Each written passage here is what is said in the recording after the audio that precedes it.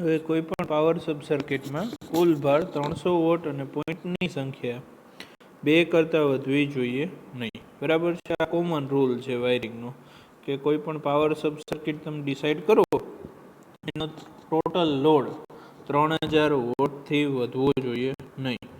અને પાવર સબ સર્કિટમાં પોઈન્ટની સંખ્યા મીન્સ કે આપણે આમ પાવર સબ સર્કિટ એટલે કે એમાં પ્લગની સંખ્યા કે પર્ટિક્યુલર એપ્લિકેશન માટે 2 હેવી એપ્લિકેશન કરતાં ત્રીજી હેવી એપ્લિકેશન આપણે એમાં એડ કરશું નહીં.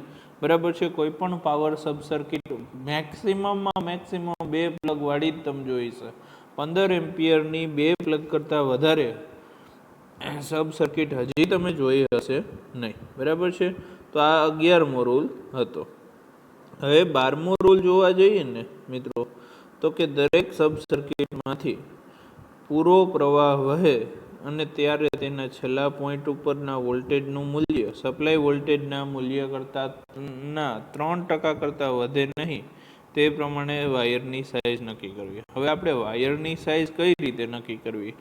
તો કે દરેક સબ સર્કિટમાં જો આપણે વાત કરીએ તો કે ફૂલ લોડ કરંટ વહેતો હોય, બરાબર છે, તો કે એના છેલ્લા પોઈન્ટ ઉપર વોલ્ટેજનું મૂલ્ય સપ્લાય વોલ્ટેજના મૂલ્ય જેટલું જ મળવું જોઈએ, અથવા ઓછું મળે તો કેટલું ઓછું મળવું જોઈએ? તો કે એના મૂલ્યના 3% કરતાં વધુ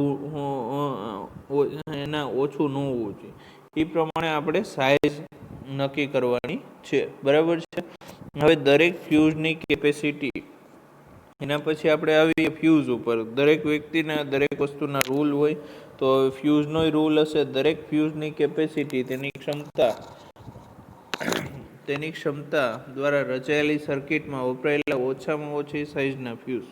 હવે અહીંયા ફ્યુઝની રેટિંગ છે. બરાબર છે. હવે ફ્યુઝ આપણે કેટલા નાખીએ? તો કે આપણી સર્કિટની કેપેસિટી કેટલી છે એનાથી રેટિંગ કરતાં અડધાનો ઓછો ફ્યુઝ વધારે હોવો જોઈએ નહીં.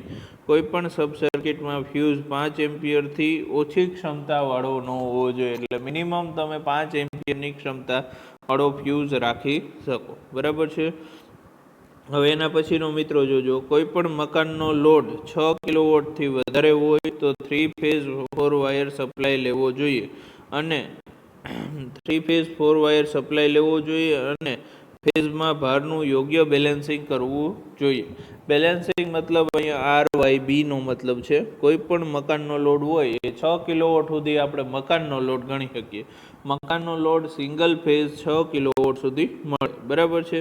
તો 3 ફેઝ 4 વાયરનો સપ્લાય લેવો જોઈએ અને ફેઝમાં લોડનું યોગ્ય બેલેન્સિંગ કરવું જોઈએ.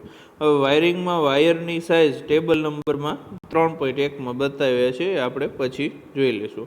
હવે ટેબલ નંબર 3.1માં વાયરની સાઇઝ જોઈએ તો કે લાઇટ અને પંખાની સબ સર્કિટ હોય તો એમાં એલ્યુમિનિયમ કેટલાનો હોવો જોઈએ? તો કે 1.5 mm². બરાબર છે.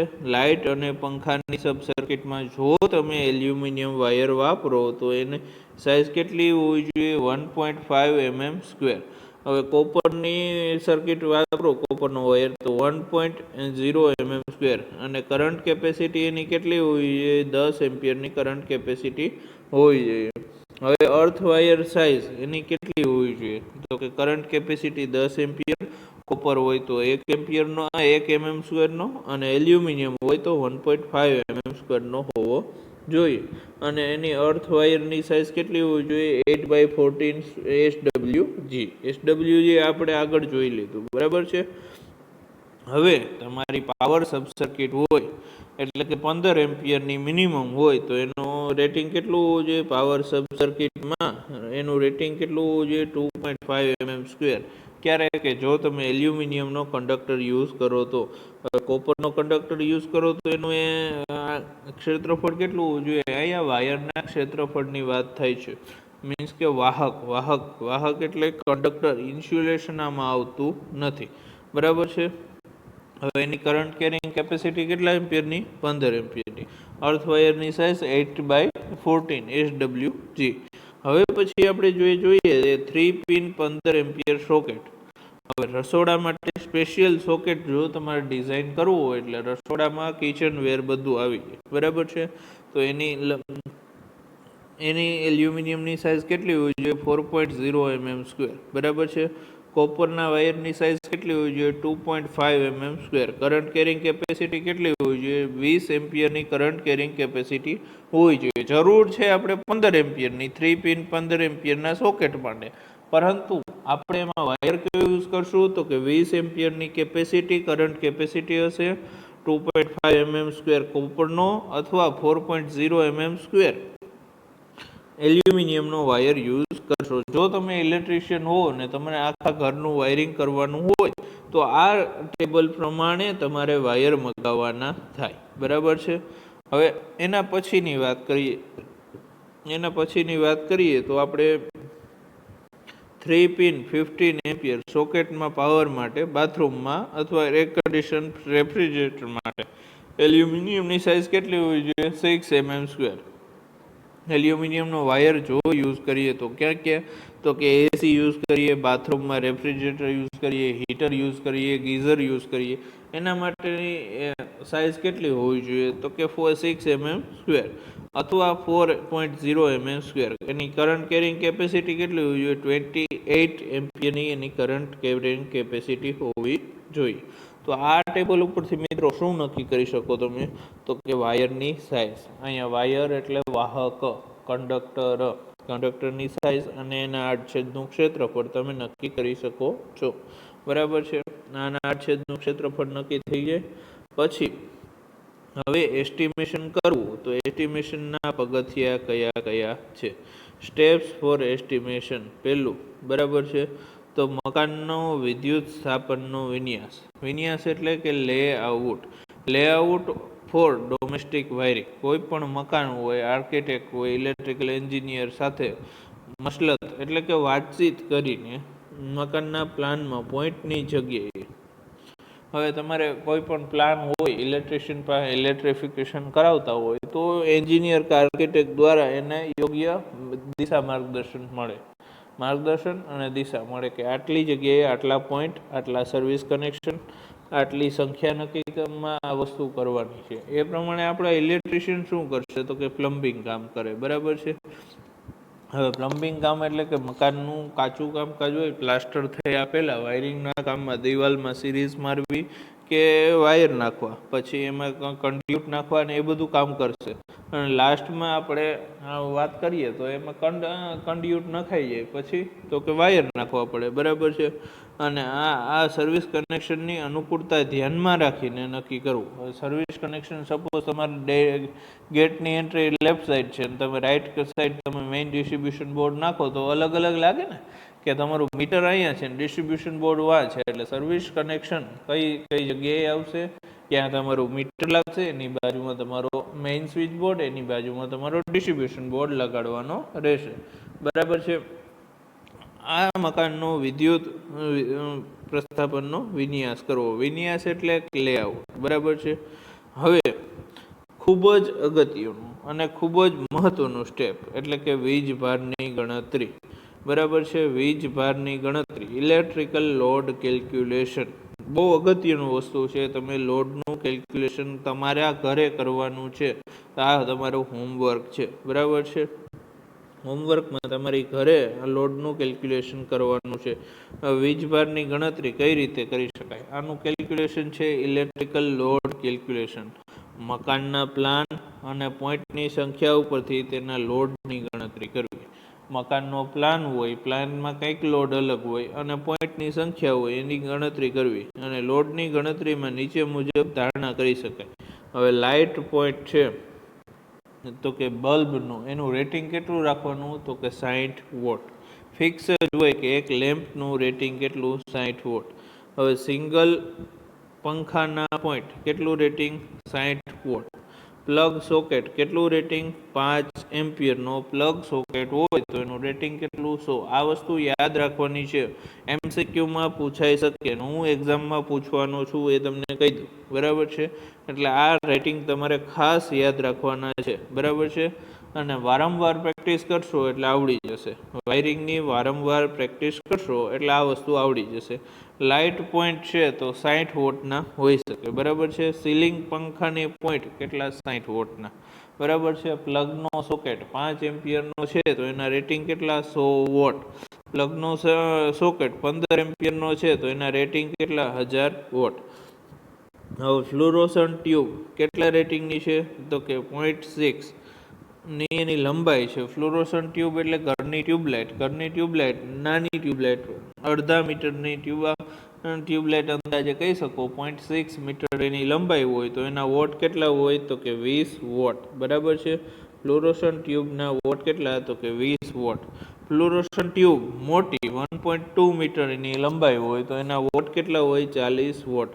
ફ્લુરોસન્ટ ટ્યુબ 1.5 મીટરની એટલે કે 1.5 મીટરની આવે છે, એના લેબ કેટલા હોય? એના વોટ તો કે 60 વોટ હોય છે. અને આ ટ્યુબ છે ને તમારે બજારમાં ચોક સાથે અવેલેબલ છે, બેલાસ્ટિક ચોક ને ઇલેક્ટ્રિક ચોક, બરાબર છે.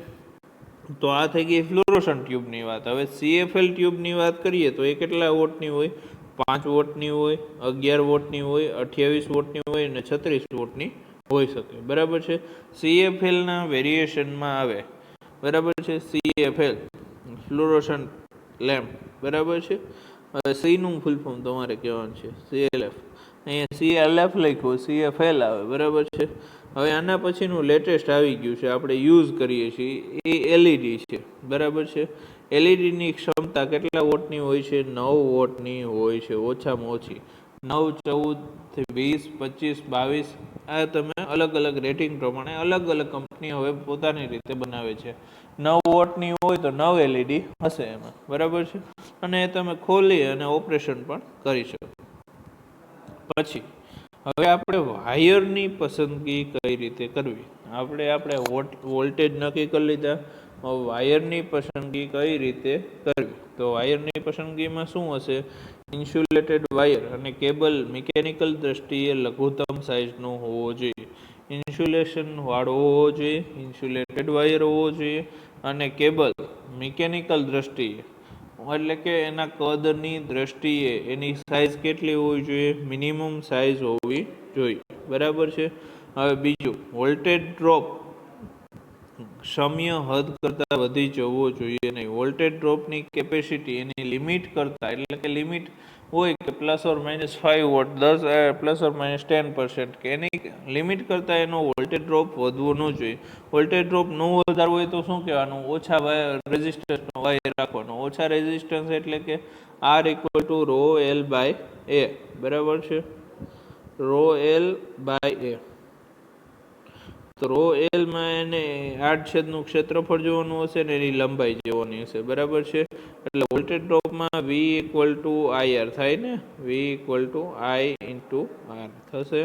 તો અહીંયા રેઝિસ્ટન્સની જે વેલ્યુ જેમ વધારે એમ વોલ્ટેજ ડ્રોપ વધશે. વોલ્ટેજ ડ્રોપ વધશે એટલે શું થશે? એની લિમિટ હોય એ લિમિટ કરતાં વધવો જોઈએ નહીં. પ્રવાહ વહન કરવાની ક્ષમતા એટલે કે કરંટ કેરિંગ કેપેસિટી કેટલી હોવી જોઈએ? ભારના પ્રમાણમાં હોવી જોઈએ, લોડના પ્રમાણમાં હોવી જોઈએ. લગભગ બમણી ક્ષમતા રાખવી. Current carrying capacity majority double રાખવામાં આવે છે. અવાહકનો પ્રકાર કેટલો હોવો જોઈએ? તો કે કયા પ્રકારનો ઇન્સ્યુલેશન આપણે યુઝ કરીએ છીએ. અહીંયા ઉપર ઇન્સ્યુલેટેડ વાયર હોય પણ નીચે અવાહક કીધું, તો કયા પ્રકારનો ઇન્સ્યુલેશન આપણે યુઝ કરીએ છીએ? તો કે VIR, વલ્કેનાઇઝ્ડ ઇન્ડિયન રબર, બરાબર છે. બીજું છે PVC, પોલીવિનાઇલ ક્લોરાઇડ. TRS તમારે નામ કહેવાનું છે, પહેલા ચેપ્ટરમાં આવી ગયું છે, બરાબર છે. 2 નામ કીધા, VIR, PVC. TRSનું ફૂલ ફોર્મ તમારે તમારી નોટબુકમાં લખી અને સબમિટ કરવાનું છે, બરાબર છે. હવે જો ગ્રેડ, કયા પ્રકારનો ગ્રેડ રાખો? વાયરની પસંદગી છે તો એના કયા ગ્રેડ? સામાન્ય હોય, ઘરનું વાયરિંગ હોય, કંઈ હેવી લોડ ન હોય તો 250નો રાખી શકો, 500 વોલ્ટનો રાખી શકો. જો હેવી વાયરિંગ હોય 640 વોલ્ટનો રાખી શકો અને 1000 વોટનો, 1100 વોટનો પણ રાખી શકો, બરાબર છે. આ વાયરની પસંદગી થઈ ગઈ. હવે પછી જે આવે છે એ સબ સર્કિટની સંખ્યા, બરાબર. સબ સર્કિટની સંખ્યા કોના મુજબ નક્કી કરવી? સબ સર્કિટની સંખ્યા નક્કી કરે આ વાયરની પસંદગીમાં તમારે શું રાખવાનું યાદ? તો કે વાયર ઇન્સ્યુલેટેડ હોવો જોઈએ, કેબલની મિકેનિકલ દ્રષ્ટિએ સાઇઝ મિનિમમ હોવો જોઈએ, વોલ્ટેજ ડ્રોપ અમુક લિમિટ કરતાં વધવો જોઈએ નહીં, અને કરંટ કેરિંગ કેપેસિટી વહન કરવાની ક્ષમતા લોડના પ્રમાણમાં હોવી જોઈએ. બરાબર છે. લગભગ બમણી રાખવી, એનાથી ઓછી રાખવી નહીં. સપોઝ તમારે રિક્વાયરમેન્ટ 15 એમ્પિયરની છે પરંતુ વાયર તમે 13 એમ્પિયરનો રાખશો તો તમારો વાયર બળી જશે. બરાબર છે. તમારી રિક્વાયરમેન્ટ 15 એમ્પિયરની હોય તો 30 એમ્પિયર જેની કરંટ કેરિંગ કેપેસિટી હોય એ વાયર તમારે રાખવું. બરાબર છે. હવે ગ્રેડનો પ્રકાર. બરાબર છે. ગ્રેડનો પ્રકાર કેવો છે? 250 વોલ્ટ, 500 વોલ્ટ, 600 વોલ્ટ અને 1100 વોલ્ટ. સબ સર્કિટની સંખ્યા લોડ અને પોઈન્ટની સંખ્યા ઉપરથી સબ સર્કિટની સંખ્યા આઈ રૂલ મુજબ નક્કી કરવી. આઈ રૂલ આપણે લેટર ઓન આવશે. બરાબર છે. ઓછામાં ઓછી 2 સબ સર્કિટ હોવી જોઈએ. એટલે ભવિષ્યમાં વિતરણને ધ્યાનમાં રાખીને એક સર્કિટ વધારવી. માનો કે તમારે અત્યારે રિક્વાયરમેન્ટ નથી પરંતુ ઓછામાં ઓછી તમારે 2 સબ સર્કિટ રાખવાની અને ભવિષ્યમાં લોડ વધારવો હોય તો એક સેપરેટ સબ સર્કિટની ડિઝાઇન કરવી. બરાબર છે. તો આ હતું સબ સર્કિટની સંખ્યા. હવે સિલેક્શન ઓફ સ્વિચ ગેર. હવે પછીનો ટોપિક છે selection of switch gear. Selection કઈ રીતે કરવું? તમારે જે વાયરિંગ કરવું છે એમાં સ્વિચ ગેર એમસીબી કઈ રીતે યુઝ કરવું? હવે સ્વિચ ગેરની સાઇઝ કઈ રીતે નક્કી કરવી? મેઇન ડિસ્ટ્રીબ્યુશન બોર્ડની સાઇઝ કઈ રીતે નક્કી કરવી? બરાબર છે. કેટલા બાય કેટલાનો એમ તમે ઓર્ડર આપી દો ડિસ્ટ્રીબ્યુશન બોર્ડ ન આવે. બરાબર છે. તો કે ડિસ્ટ્રીબ્યુશન બોર્ડની સાઇઝ કઈ રીતે નક્કી કરવી? મેઇન સ્વિચ અને ડિસ્ટ્રીબ્યુશન બોર્ડની સાઇઝ નક્કી કરવાની. બરાબર છે. હવે કુલ લોડ ઉપરથી ફૂલ લોડ છે તમારી પાસે, એના ઉપરથી મેઇન સ્વિચ અને ડિસ્ટ્રીબ્યુશન બોર્ડ સુધીના વાયરની સાઇઝ નક્કી કરતા આવડી ગઈ. વાયરની સાઇઝ હમણાં આપણે ટેબલ જોયું. હવે સબ સર્કિટના વાયરની સાઇઝ નક્કી કરવી. બરાબર છે. આ બધા ટેબલનો ઉપયોગ કરવો. એમાંથી આપણે આ ટેબલ જોઈ લીધું 3.15 ને 3.16 આપણે લેટર ઓન જોશું. બરાબર છે. એના ઉપરથી સ્વિચ ગેરની પસંદગી થાય છે. સ્વિચ ગેરની પસંદગી કોના ઉપર આધાર રાખે? તો કે વાયરની સાઇઝ. વાયરની સાઇઝ ક્યાંથી મળશે? તો કે ટેબલમાંથી. ટેબલમાં કઈ કઈ વસ્તુ હોવી જોઈએ આપણે જોયું. બરાબર છે. હવે જોઈએ તો કે અર્થિંગ મેઇન વસ્તુ છે. બધું કરે, વાયરિંગ કમ્પ્લીટ કરે પરંતુ અર્થિંગ કરતા નથી. અર્થિંગ ન કરે એટલે થાય શું? તો કે આપેલ લોડ મુજબ અર્થ વાયરની પસંદગી કરવી. આપેલ લોડ એટલે કયો લોડ? તો કે તમે જે ડિઝાઇન કરવાના છો એ લોડ. બરાબર છે. સામાન્યતઃ અહીંયા જનરલ કેસ આપ્યો છે. બરાબર છે. કોઈ પર્ટિક્યુલર લઈ લેવાનું નથી. ડોમેસ્ટિક વાયરિંગ માટે 8 SW જોઈએ. બરાબર છે. GI wire. બરાબર છે. 8 SWG GI વાયર અથવા 1 mm² 14 SWG કોપર વાયરનો ઉપયોગ કરવામાં આવે છે. બરાબર છે. 8 SWG GI વાયર અથવા 1 mm² જાડો 14 SWG 14 નો ગેજ હશે કોપરનો વાયર યુઝ કરવામાં આવે છે. હવે એના પછીની જે છે મકાન અને પ્લાનના સબ સર્કિટમાં રસ્તા દર્શાવવા તે મુજબ વાયરિંગ ડાયાગ્રામ દર્શાવવું. હવે મકાન અથવા પ્લાનનું સબ સર્કિટ હોય તો એનું લેઆઉટ હશે. તો સબ સર્કિટના વાયર પુગાડવો, મેઇન ડિસ્ટ્રીબ્યુશન બોર્ડમાંથી વાયર પુગાડવો. તો એના નકશામાં તમારે અહીંથી આમ વાયર જાય છે, અહીંથી આ વાયર જાય છે, એવી રીતે ડ્રોઈંગ કરવું. એવી રીતે વાયરિંગ ડાયાગ્રામ દર્શાવવો. બરાબર છે. વાયરિંગ ડાયાગ્રામ દર્શાવવો ફરજિયાત છે. બરાબર છે. હવે 8મા નંબરનું છે ડિટેલમાં જોવું પડશે આપણે. બરાબર છે. ડિટેલમાં એટલે કે વાયરના રન એટલે કે આપણે અહીં ક્રિકેટની વાત નથી થતી મિત્રો. વાયરના રન એટલે કે વાયરનો કેટલો લંબાઈ થશે. મેઇન સ્વિચ બોર્ડ અને લેમ્પની ઊંચાઈની ધારણા કરવી. બરાબર છે. હવે લેમ્પની ઊંચાઈ કેટલી ફૂટ રાખવી? આ અહીંયા સામાન્ય નિયમો આપેલા છે. બરાબર છે. વાયરનો રન એટલે કે વાયરનો રન હંમેશા છત પરથી જ હોય છે. તમારી ઘરે પંખા સુધીનો વાયર ક્યાં સુધી હોય છે? તો કે તમારી સ્વિચ બોર્ડથી પંખા સુધીનો વાયર છતમાંથી જ જાય છે. બરાબર છે. મેજોરિટી છતમાંથી હોય છે. કંડ્યુટ ન હોય તો કેસિંગ કેપિંગ વાયર હોય અથવા બહાર લટકાતો હોય, પરંતુ છતથી 0.5 મીટરના અંતરે રાખવામાં આવે છે. છતથી અડધા મીટરના અંતરે વાયરનો રન રાખવામાં આવે છે. એટલે કે ડાયરેક્ટ છતમાં નહીં, છતથી અડધા મીટર નીચે વાયરનો રન રાખવામાં આવે છે. જ્યાં પોઈન્ટ આવતું હોય ત્યાં એક્ઝેક્ટ સીધી લાઈનમાં ત્યાં કરવામાં આવે છે. બરાબર છે. સપોઝ આ તમારી છત છે, તો અહીંથી 0.5 મીટર અંતરે, આ 0.5 મીટર અંતર થઈ ગયું, તો અહીંયા તમારે વાયરનો રન રાખવામાં આવે છે, અહીં છત ઉપર નહીં.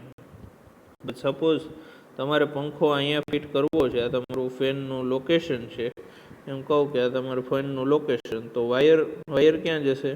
ફેનનું લોકેશન છે, બરાબર છે. તો વાયરનું લોકેશન કેટલું હશે? આ, બરાબર છે. પછી છતમાંથી અહીંયા વાયરમાં આવશે, બરાબર છે. આ રીતે હશે. હવે લેમ્પની ઊંચાઈ, બીજું છે લેમ્પની ઊંચાઈ. ભોંયતળિયાથી 2 મીટરના અંતરે, એટલે કે 1 મીટર એટલે કેટલા ફૂટ? 6 ફૂટ, બરાબર. ભોંયતળિયાથી 2 મીટરના અંતરે કેટલા ફૂટ થાય? 1 મીટર એટલે કોઈ ખ્યાલ છે?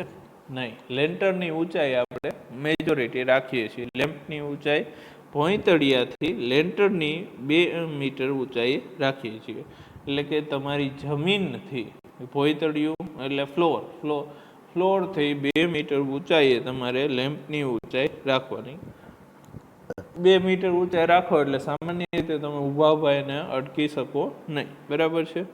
હવે ત્રીજું આવે છે મેઇન સ્વિચની ઊંચાઈ. મેઇન સ્વિચની ઊંચાઈ લેમ્પની ઊંચાઈ કરતાં 1/2 મીટર નીચે, બરાબર છે. એ રીતે યાદ કરી શકો. અથવા ભોંયતળિયાથી 1.5 મીટરના અંતરે, ભોંયતળિયાથી 1.5 મીટરના અંતરે મેઇન સ્વિચની ઊંચાઈ રાખવાની થાય.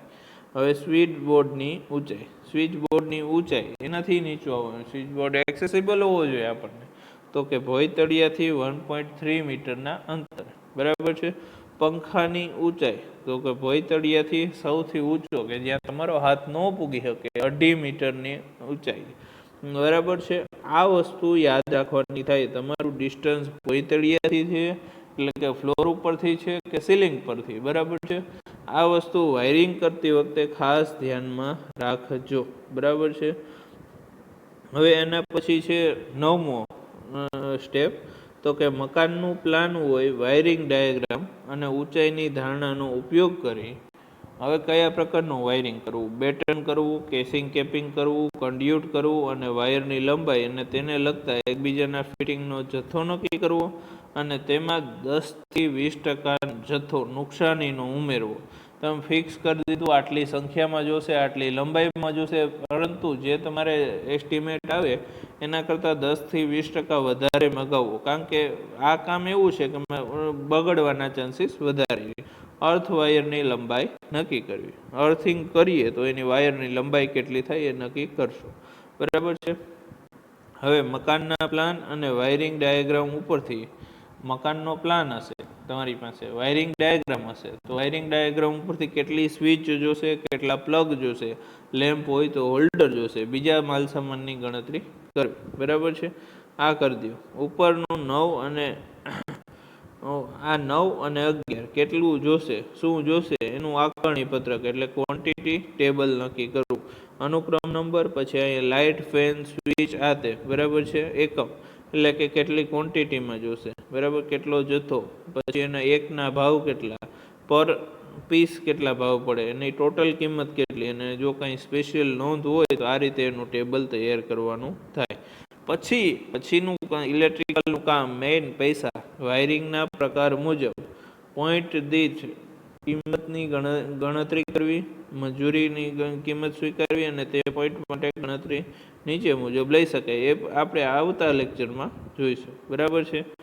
અત્યારે લેક્ચર નંબર તે પોઈન્ટ નંબર 12 સુધી જોઈએ, સ્ટેપ નંબર 12. જો તમને આ લેક્ચર ગમ્યો હોય તો લાઈક કરો, શેર કરો અને સબસ્ક્રાઈબ કરો આ ચેનલ, બરાબર છે. Thank you very much. નમસ્કાર વિદ્યાર્થી મિત્રો, કેમ છો? મજામાં? હવે આપણે શરૂ કરવા જઈ રહ્યા છીએ સ્ટેપ્સ ફોર એસ્ટિમેશન. એસ્ટિમેશન માટેના સ્ટેપ્સ છે, બરાબર છે. મારું નામ છે Arshad Bhakar. Welcome to my YouTube channel. હવે એસ્ટિમેશન માટેના સ્ટેપ્સ આપણે પ્રીવિયસ લેક્ચરમાં જોઈએ એટલે ક્યાં સુધી જોઈએ તો કે વાયર કેવું છે, કેસિંગ, કેપિંગ, કન્ડ્યુટ કે બેટર, બરાબર છે. એ વાયર પ્રમાણે એની વાયરની લંબાઈ અને એને લગતા બીજા સાધનોના ફિટિંગ્સનો જથ્થો નક્કી કરવો.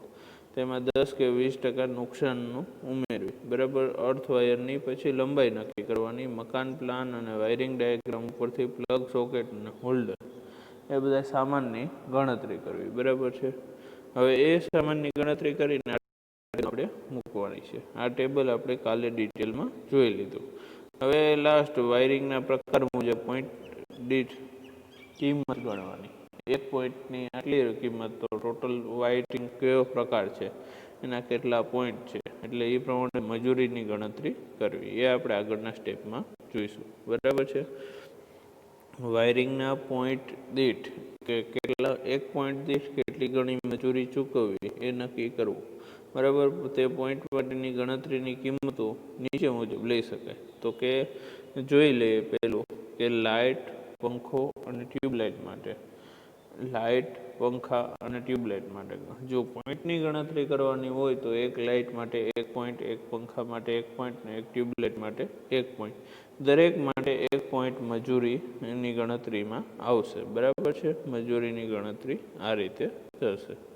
હવે પ્લગ સોકેટ, 5 એમ્પિયરનો પ્લગનો સોકેટ હોય તો એનો કેટલો પોઈન્ટ, તો કે એનો અડધો પોઈન્ટ. કારણ કે એમાં પ્લગ સોકેટમાં કાંઈ ન હોય, એક સ્વિચ આપવાની હોય છે અને બાજુમાં એનું વાયરિંગ હોય છે. એનું વાયરિંગ પણ આઘું હોતું નથી. હવે મેઇન સ્વિચ અને ડિસ્ટ્રીબ્યુશન બોર્ડ, કે જે રૂમમાં આવે છે, મેઇન સ્વિચ અને ડિસ્ટ્રીબ્યુશન બોર્ડ, તો કે એના 1-2 પોઈન્ટ હોય છે, બરાબર છે. હવે પાવર સર્કિટ, એક પાવર સર્કિટ હોય ને, પાવર સર્કિટ, આ ક્લિયર થઈ ગયું કે લાઇટ, પંખા અને ટ્યુબલાઇટ જેનું વાયર લંબાવવું પડે એને 1 પોઈન્ટ નક્કી કરી શકાય, બરાબર છે. હવે પ્લગ સોકેટના 5 એમ્પિયરના અડધો પોઈન્ટ નક્કી કરી શકાય, બરાબર છે. હવે આ તમને જાણકારી ન હોય તો ઘણા ઇલેક્ટ્રિશિયન તમને રમાડી દે, પ્લગ સોકેટના આખો પોઈન્ટ ગણે અને એ પ્રમાણે તમારી પાસેથી લેબર ચાર્જ લે. પરંતુ પ્લગ સોકેટ 5 એમ્પિયરનો અડધો પોઈન્ટ ગણાય છે. માનો કે તમારે સ્વિચ બોર્ડ છે, સ્વિચ બોર્ડમાં 10 સ્વિચ છે અને 3 પ્લગ છે, તો એનો 1.5 જ પોઈન્ટ ગણાય. 3 પ્લગ અને 3 સ્વિચનો 1.5 પોઈન્ટ ગણાય, બરાબર છે. કારણ કે એક સોકેટનો અડધો પોઈન્ટ, તો 3 છે એટલે એ અડધાને અડધું આખું અને એના પછી અડધું એટલે 1.5 પોઈન્ટ ગણાય, બરાબર છે.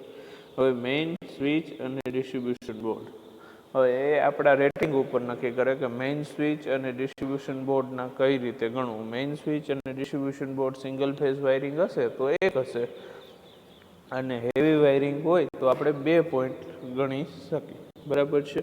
હવે પાવર સર્કિટ, રનિંગ મીટર, એટલે કે 1 મીટર જો રન કરે તો એના 100 રૂપિયા થાય, બરાબર છે. રનિંગ મીટર RS 100 રૂપિયા, બરાબર છે. જેટલા મીટર પાવર સર્કિટનો વાયર રન કરશે એટલા 100 રૂપિયા દીઠ એનો લેબર ચાર્જ થશે, બરાબર છે. હવે બેટન વાયરિંગ હોય તો બેટન વાયરિંગ અને પીવીસી અને વુડન વાયરિંગ. બેટન વાયરિંગ હોય અથવા પીવીસી અથવા વુડન, બધું એક જ, તો એનો એક કોમન ફોર્મ્યુલા છે 100 રૂપિયાથી વેરિએશન કરી અને 150 રૂપિયા પર પોઈન્ટ, બરાબર છે. આ રીતે એની મજૂરી કરી શકાય, બરાબર છે. 100 રૂપિયાથી લઈ અને 150 રૂપિયા પર પોઈન્ટની ગણતરીએ બેટન વાયરિંગ કરી શકો, પીવીસી કેસિંગ કેપિંગ અને વુડન વાયરિંગ કરી શકો, બરાબર છે. હવે એના પછી આવે છે casing, capping, PVC, wooden. Batten wiring એટલે ખાલી એમને લગાડવું. પીવીસીમાં આવે, પીવીસીમાં તો એનું એ જ છે 100 રૂપિયાથી 150 રૂપિયા પર પોઈન્ટના તમે જે નક્કી કરશો ઇલેક્ટ્રિશિયન સાથે એ ગણતરી રહેશે, બરાબર છે. હવે સરફેસ, કન્ડ્યુટ અને પીવીસી સ્ટીલ, આ ઇન્ડસ્ટ્રીમાં વપરાતું યુનિટ છે, તો આની મજૂરી સેજ ઊંચી જશે. કેટલી? તો કે કન્ડ્યુટ આવશે, પીવીસી આવશે, સ્ટીલ આવશે. સ્ટીલનો વજન વધી જાય એટલે આ તે બધું કન્ડ્યુટ હશે, પીવીસી, ઓકે. તો એની મજૂરી કેટલી છે મિત્રો? તો એનું વેરિએશન તમે 100 રૂપિયાથી ચાલુ કરી શકો. વેરિએશન જ્યાં જ્યાં તમને ઇલેક્ટ્રિશિયન સારો હોય અને એક્સપિરિયન્સ હોય તો 200 રૂપિયા પર પોઈન્ટના હિસાબે તમે ગણતરી કરી શકો, બરાબર છે. હવે કન્સીલ્ડ વાયરિંગ પીવીસી અથવા પીવીસી સ્ટીલ કોન્ડ્યુટ, બરાબર છે. તો કન્સીલ્ડ વાયરિંગ હોય તો 150 થી 250 પર પોઈન્ટ, બરાબર છે. તમારી ઘરે અત્યારે કન્સીલ્ડ વાયરિંગ જ હશે, બરાબર છે. આ મજૂરીનો દર નક્કી થઈ ગયો. મજૂરીના દર નક્કી થયા પછી અતિ મહત્વનું, માલ સામાનની કિંમતના આધારે 10% પરચુરણ ખર્ચ ઉમેરવો. હવે એ વસ્તુ કેવી છે મિત્રો કે બધી વસ્તુ યાદ આવે, પરંતુ ઘણી વાર ઘણી વસ્તુ લિસ્ટ કરતા ટાઈમે ઇલેક્ટ્રિશિયન ભૂલી જાય, પણ પરચુરણ ખર્ચમાં એ વસ્તુ આવે એટલે માલ સામાનની કિંમતનો ટોટલ કોસ્ટ આવી જાય, એના 10% તમારે એડિશનલ પરચુરણ ખર્ચ ઉમેરવો, બરાબર છે. તો આ હતું મજૂરી કઈ રીતે નક્કી કરવી, બરાબર છે. પોઈન્ટ દીઠ મજૂરી કઈ રીતે નક્કી કરવી એ આપણે જોયું, બરાબર છે. હવે આપણે જોઈએ માલ સામાનની કિંમતના આધારે 10% પરચુરણ ખર્ચ કર્યો. હવે આપણે શું જોઈએ છે તો કે ઉપરના 12, 13, 14 એટલે કે કયો માલ સામાન જોશે, એની કેટલી મજૂરી અને એનો પરચુરણ ખર્ચ, એનો ટોટલ કોસ્ટ કરીને તો શું મળશે? કુલ અંદાજિત આપેલા વાયરિંગના ઇન્સ્ટોલેશન મળશે, બરાબર છે. હવે આવેલ કુલ અંદાજિત રકમને કુલ પોઈન્ટ વડે ભાંગો તો શું થશે? જેથી પોઈન્ટ દીઠ રકમ મળશે. હવે આવેલ કુલ અંદાજિત રકમ કેટલી છે તો કે એનો માલ સામાન ગણી લીધો, માલ સામાન પછી એની મજૂરી ગણી લીધી, મજૂરી પછી પરચુરણ ખર્ચ ગણી લીધો, ત્રણેયનો સરવાળો કર્યો, divide by total number of points. તો આ પોઈન્ટ્સ માટે કેટલો ખર્ચો આવશે તો કે કુલ અંદાજિત રકમને કુલ પોઈન્ટ વડે ભાંગો જેથી કુલ પોઈન્ટ ખર્ચની રકમ મળશે, બરાબર છે. અંદાજિત રકમ પર પોઈન્ટ નંબર 16માં મળશે, એટલે કે total cost divided by number of points, એટલે કે એક પોઈન્ટ દીઠ જે ખર્ચ મળે એ એક પોઈન્ટ દીઠની રકમ હશે. આ પ્રમાણે આપણે ડોમેસ્ટિક વાયરિંગના ઇન્સ્ટોલેશનનો અંદાજો મેળવી શકીએ. Estimation for domestic wiring installation, બરાબર છે. તો આ બહુ અગત્યનો ટોપિક છે, અતિ મહત્વનો ટોપિક છે. તો આમાં તમે ખાસ ધ્યાન રાખજો. પહેલેથી મેં સ્ટેપ સમજાવેલા છે, ઇવન 2 લેક્ચર કન્સિડર કરેલા છે, બરાબર છે. આમાં તમે ખાસ ધ્યાન રાખજો, બરાબર છે. તો આ હતું અત્યાર સુધીમાં estimation of domestic wiring installation. જો તમને મારો લેક્ચર ગમ્યો હોય તો આ લેક્ચરને લાઈક કરો, શેર કરો અને સબસ્ક્રાઈબ કરો. Thank you very much. હવે આપણે રૂલ્સ જોઈએ ડોમેસ્ટિક વાયરિંગના એસ્ટિમેશનના. હવે એના ઉપરનું એક એક્ઝામ્પલ જોઈએ. તો ડોમેસ્ટિક વાયરિંગ ઇન્સ્ટોલેશનના એક્ઝામ્પલમાં એક એક્ઝામ્પલ તમારી બુકમાં આપેલો છે કે આકૃતિ 3.2માં દર્શાવ્યા મુજબ એક લેમ્પનું 2 જગ્યાએથી સ્વતંત્ર રીતે નિયંત્રણ કરવા માટે બેટન વાયરિંગ માટેના માલ સામાનની યાદી કરો, બરાબર છે. આ તમારી રકમ આપેલી છે, બરાબર છે. રકમ આપેલી છે, એના ઉપરથી તમારે બેટન વાયરિંગ માટેનું માલ સામાન નક્કી કરવાનું છે, બરાબર છે. તો હવે આ એનું લેઆઉટ છે, લેઆઉટ ફોર સ્ટેરકેસ વાયરિંગ. હવે એક લેમ્પ આપેલો છે આમાં તમને, લેમ્પની ઊંચાઈ. હવે એની 2 સ્વિચ આપેલી છે, બરાબર છે. તો આ સ્ટેરકેસ વાયરિંગમાં એ 2ની સ્વિચ છે, બરાબર છે. 2 વચ્ચે 100 સેન્ટીમીટરનું અંતર છે. આ 50 સેન્ટીમીટર, આ 50 સેન્ટીમીટર, 50 સેન્ટીમીટર, બરાબર છે. હવે અહીંયા તમારે એનું જ વાયરિંગ ડાયાગ્રામ બનાવવાનો છે કે એક ન્યુટ્રલ લેવાનું. તો ન્યુટ્રલનું કનેક્શન અહીંથી જશે. એ કનેક્શન ક્યાં સુધી જશે? લેમ્પમાં. લેમ્પથી એક ન્યુટ્રલનું કનેક્શન અહીંયા, બરાબર છે. આ સ્વિચ S1. હવે S1નું ન્યુટ્રલનું કનેક્શન ફેઝ તો S1થી એક ન્યુટ્રલનું કનેક્શન અહીંયા જશે, બરાબર છે, S2 સુધી. S2માં ન્યુટ્રલનું કનેક્શન હશે નહીં. હવે ફેઝના કનેક્શનની વાત આવે તો ફેઝના કનેક્શન કઈ રીતે જશે જોઈએ આપણે. ફેઝનું કનેક્શન સ્વિચ S2, S2માંથી S1 અને S1માંથી લેમ્પમાં જશે, બરાબર છે. તો આ હતું ફેઝનું કનેક્શન. આ એનો વાયરિંગ ડાયાગ્રામ આપણે જોયું. હવે કયા ઇન્સ્ટ્રુમેન્ટ જોશે તો કે જોશે પહેલાં ઓજાર, તો કે કઈ કરવત જોશે, પછી એક 200 mm નું સ્ક્રૂ ડ્રાઈવર જોશે, બરાબર છે. કરવત એટલે કે બેટન વાયરિંગ કરવું છે ને, આપણે બેટન વાયરિંગ કરવું હોય તો એમાં કરવત જોઈએ, બરાબર છે. એક સ્ક્રૂ ડ્રાઈવર કેટલા નું, 200 mm નું. એક કનેક્ટર અને સ્ક્રૂ ડ્રાઈવર, બરાબર છે. કોમ્બિનેશન પ્લાયર, શું કામે, વાયરમાંથી ઉપરનું ઇન્સ્યુલેશન કાઢવા માટે. પછી હેન્ડ ડ્રિલ, શું કામે, દિવાલમાં ખાડો પાડવા માટે. હથોડી ટપકારવા માટે. ફરસી, ઓલો ખાડો પાડ્યો એમાંથી ધૂળ કાઢવા માટે. ચપ્પુ એ વાયરને કટ કરવા માટે. આ બધા સાધનો આપણે જોશે, બરાબર છે. અને પોકર વધારે આપણે જોશે. માલ સામાનની ગણતરીની આકારણી નીચે મુજબ કરી શકાય. હવે એનું એક ટેબલ બનાવવાનું છે. આ ટેબલની મેં તમને પેટર્ન પ્રિવિયસલી સમજાવેલી છે, બરાબર છે. તો ટેબલમાં કઈ રીતે હશે, એક સિરિયલ નંબર કહી શકો, તો અહીંયા આપણે શું લઈએ, અનુક્રમણિકા નંબર. બીજું તમે લઈ શકો માલ સામાનની વિગત. તો માલ સામાનની વિગત એમાં ડિસ્ક્રિપ્શન ઓફ ગુડ્સ અથવા પ્રોડક્ટ અથવા પ્રાઇસ, બરાબર છે. ત્રીજું તમે લઈ શકો એમાં એકમ, કયા એકમમાં જોશે, એટલે કે તમે આ ડાયમેન્શન મેઝર કરેલું છે એ કયા એકમમાં જોશે.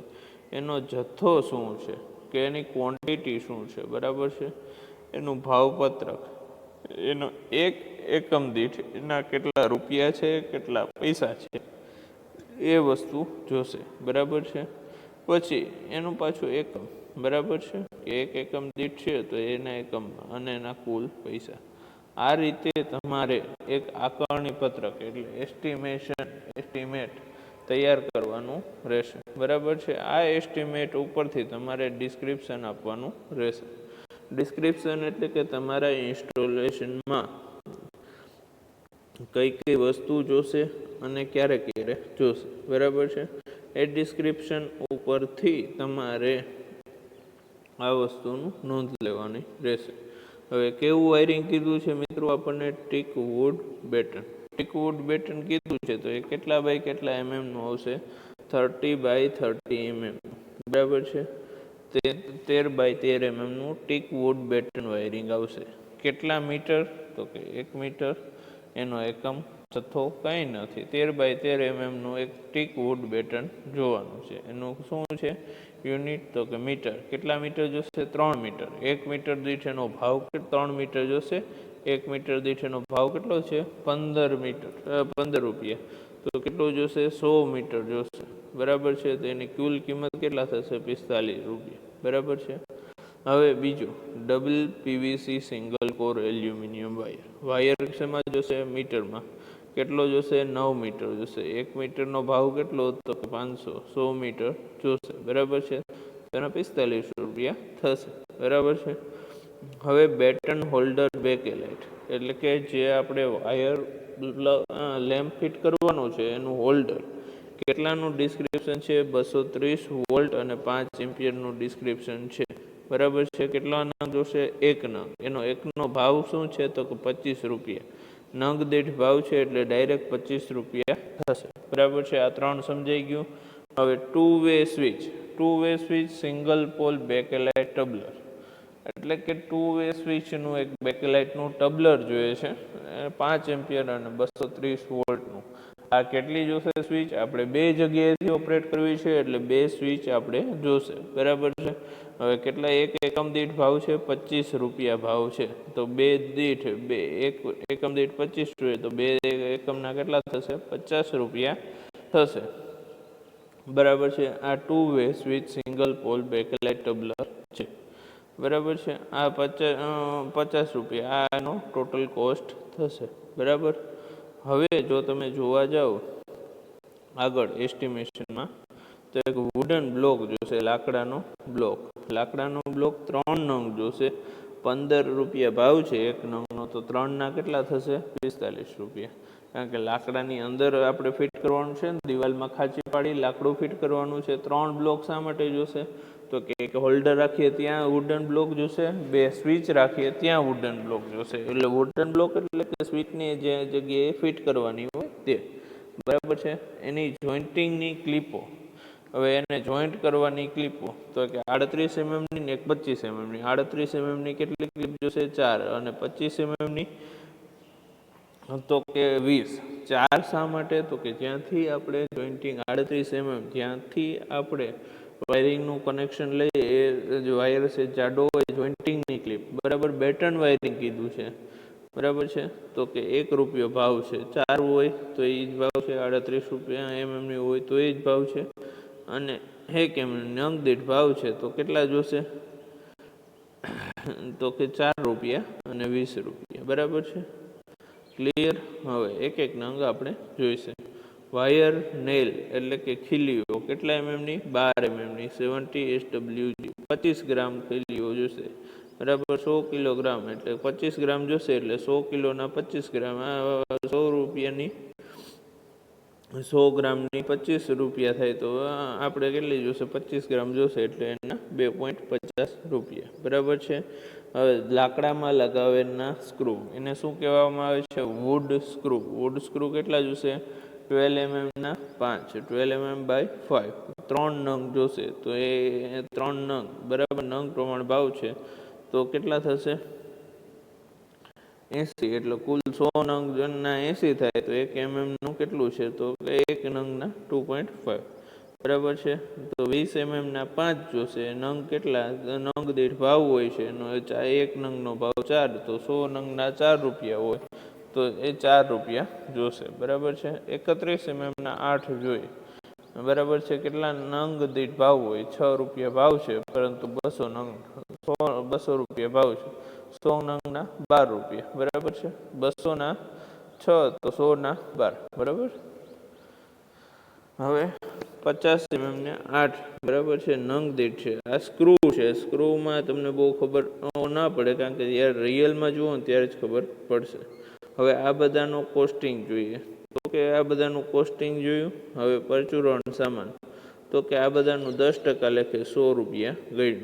તો કે મટીરિયલ ખર્ચ કેટલો થયો આપણે ત્રણેયનો? પહેલો તો કે રૂલ નંબર સ્ટેપ નંબર 12નો ખર્ચો કેટલો થયો? તો કે ₹392 ને 50 પૈસા. હવે એની મજૂરીનો ખર્ચ તો કે 3 પોઈન્ટ આવ્યો, બરાબર, ₹100 ગણને. ઓવરહેડ ખર્ચ ₹50. તો આ વાયરિંગનો ટોટલ ખર્ચ કેટલો થઈ ગયો? ₹542 થયો, બરાબર છે. ક્લિયર? હજી ના સમજાણું હોય તો હજી હું સમજાવવા તૈયાર છું, અથવા આપણી મિટિંગ થાય ત્યારે હું સમજાવીશ, બરાબર છે. પરંતુ આપણો અહીંયા ભાવ 542 અહીંયા તમે મજૂરીનો ખર્ચ ₹150 લ્યો ને તોય ચાલે, બરાબર છે, તો એ 600. પરંતુ આપણો આન્સર અત્યારે અહીં 542 આવ્યો છે, તો 600 થી 500ની વચ્ચે રહેવો જોઈએ, બહુ વધારે ફેર ન હોવો જોઈએ, તો આપણું એસ્ટિમેશન સાચું, બરાબર છે. હવે એક નવો એક્ઝામ્પલ લઈએ આપણે. તો એક નવા બંધાયેલા